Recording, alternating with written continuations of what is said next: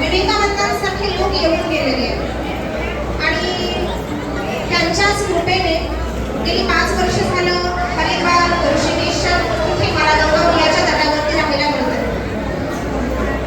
गंगा ही हिमालय पर्वत माझ्या जवळ आहे.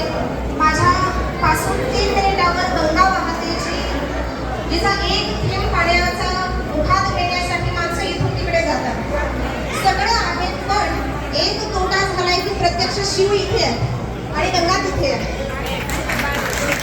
आपल्या सर्वांचं परम भाग्य आहे की आपल्याला सर्वांना बरेच मंडळी अशी 3-4 व्यक्ती बाबांच्या सानिध्यात आहेत